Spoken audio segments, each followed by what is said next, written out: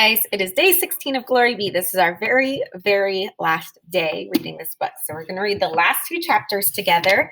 Then you're going to fill out the Google form and the summary. Now the summary, I've done most of it for you.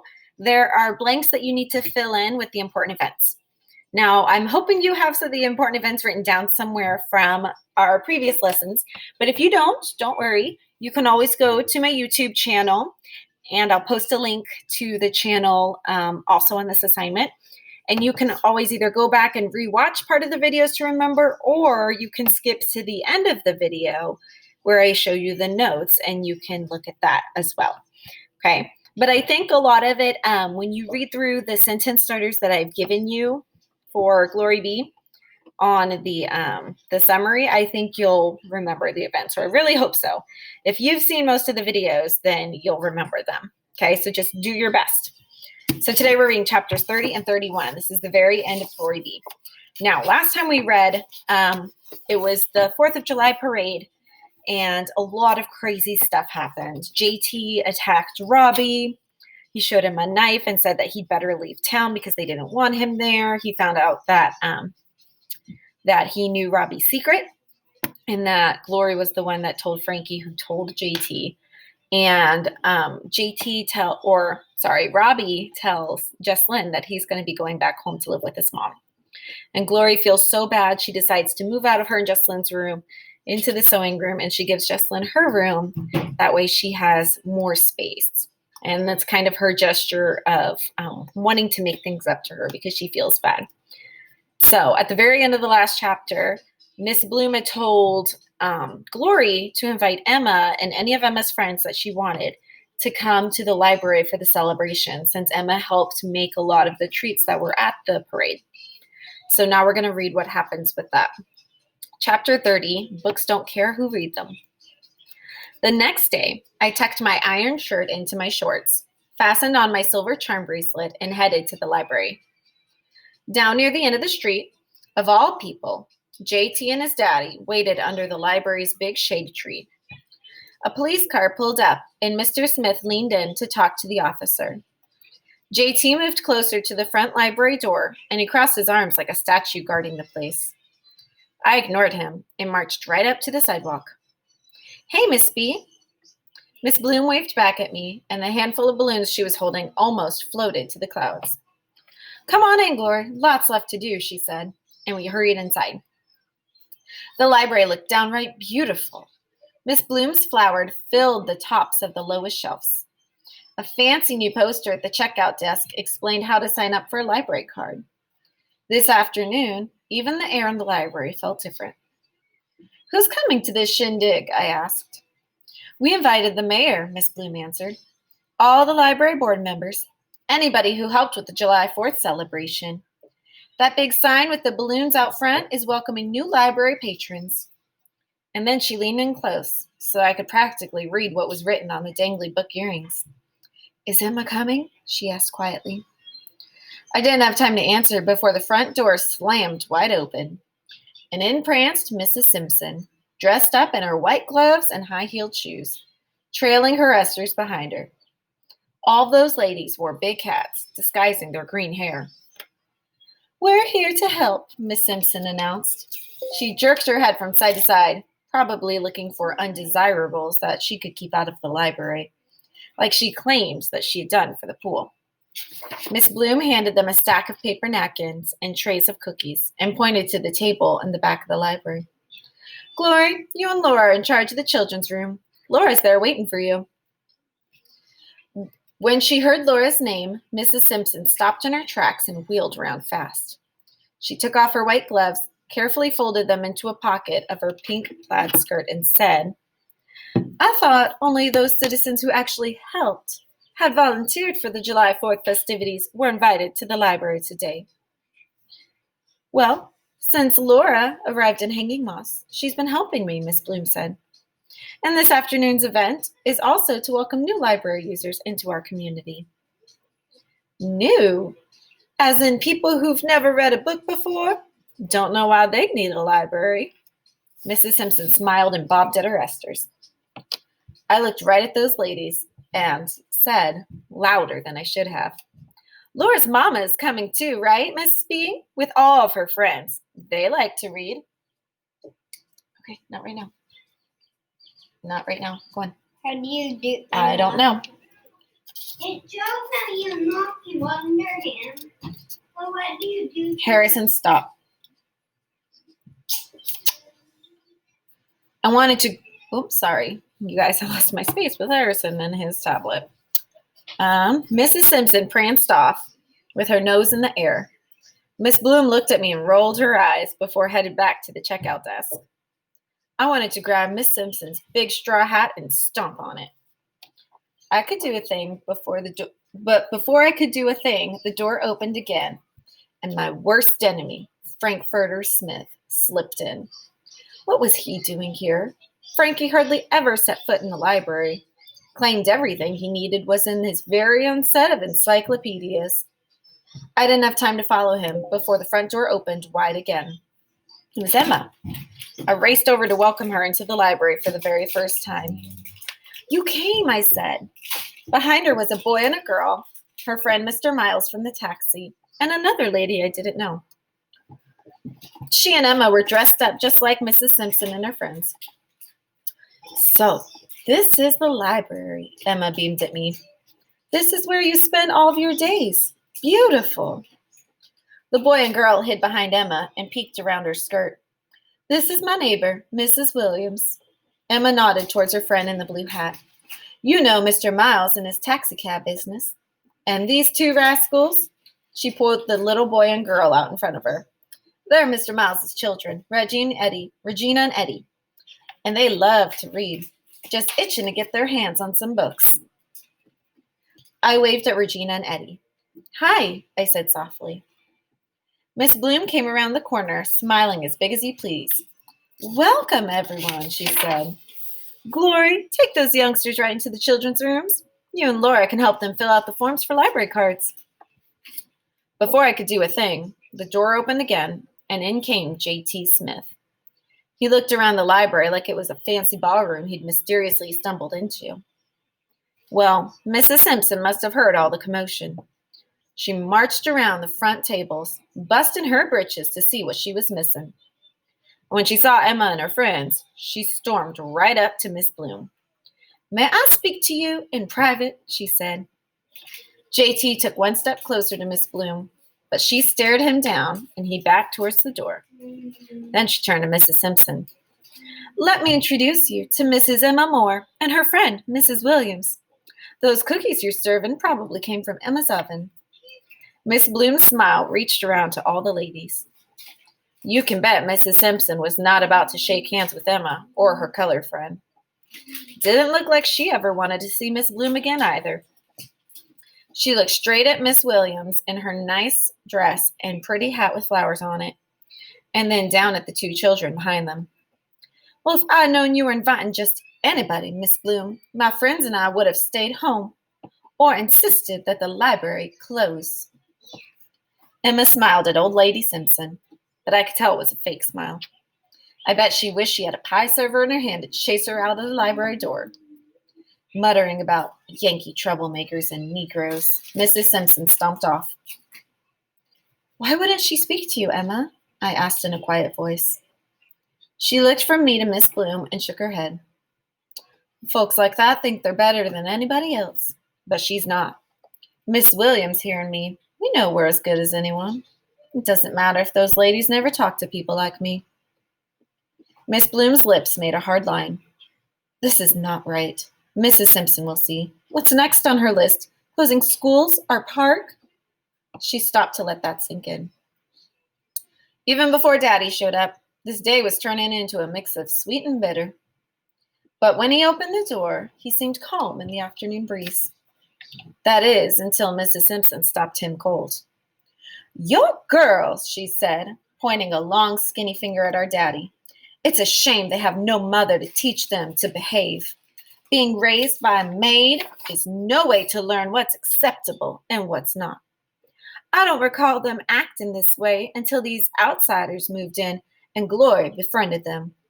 In welcoming new people, she narrowed her eyes at Emma and her friends, into our library, As far as I'm concerned, this library should be closed too.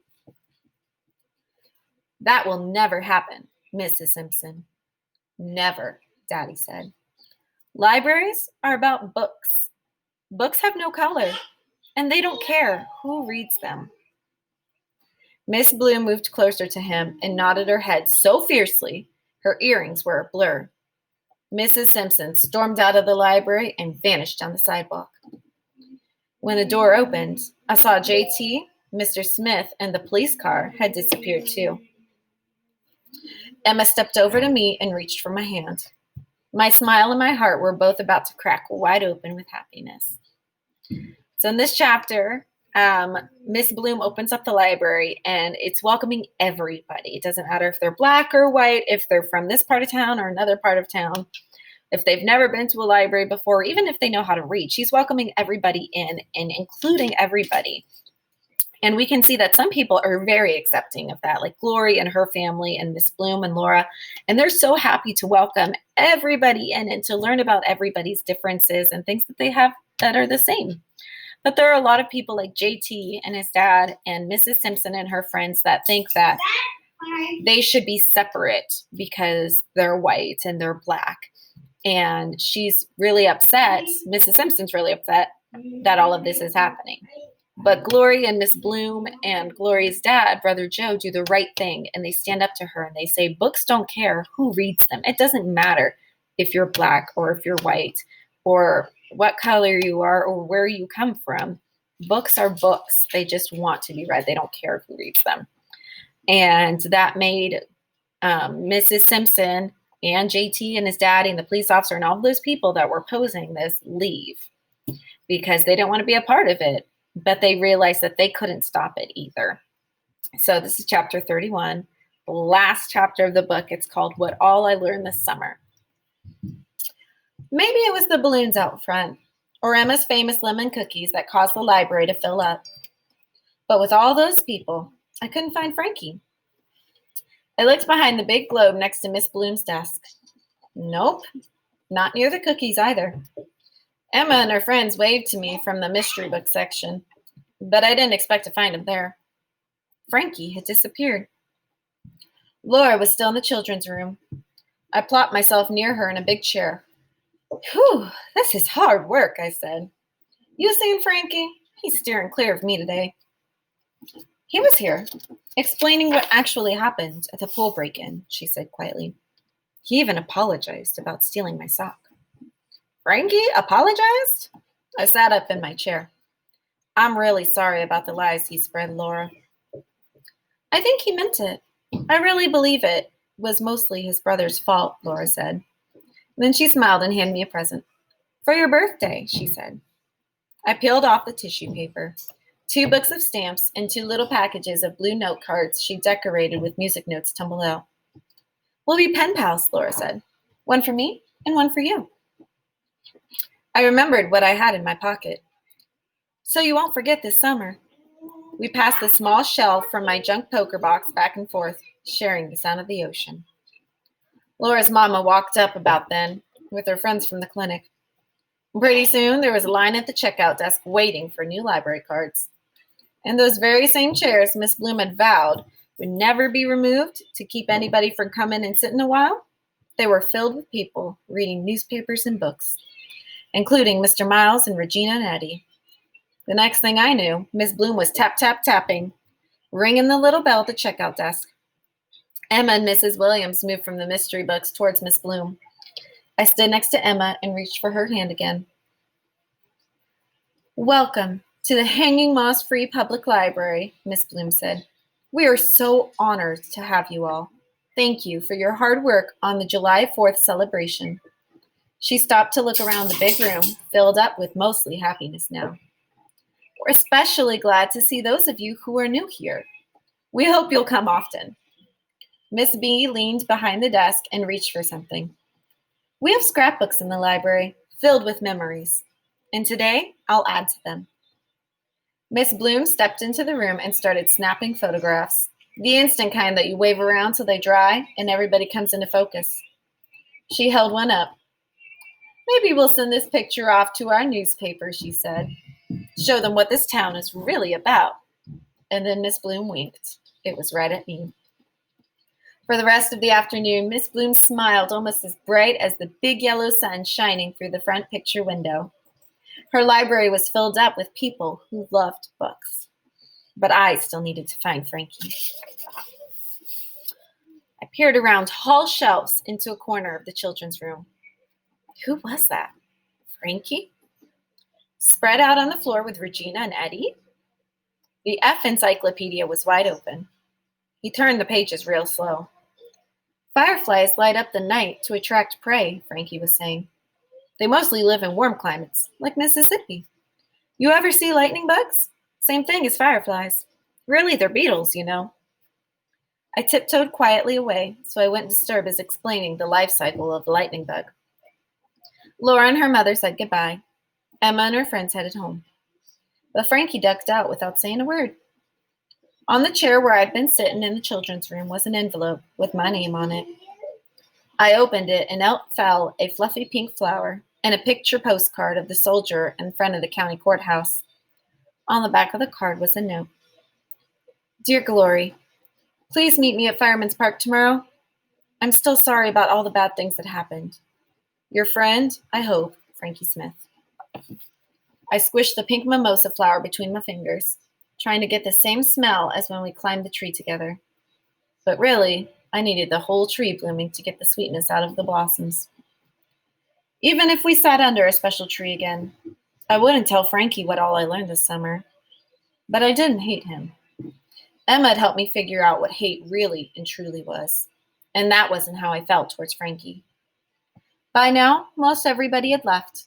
I put things away with Miss Bloom. Scoot along home, Glory. You've been a big help, she said. Outside, the sky was turning a million colors of purple and blue. It smelled like it might rain any minute. I wished I could show this to Laura Lampert. I bet she'd never seen colors like this in her big city sky in Ohio. Jesslyn waited for me on the sidewalk. We took the long way home, past the courthouse and the park, by the water fountains, where I'd first seen my friend Laura do something I never dreamed of doing. Miss Bloom says those whites only sign will be gone soon, I told Jesslyn. Good riddance, she answered. I nodded and kept walking. Let's go by the pool, I said, just in case. We both knew that the pool was shut up tight. It wasn't going to open this summer. Maybe never. But it didn't hurt to check.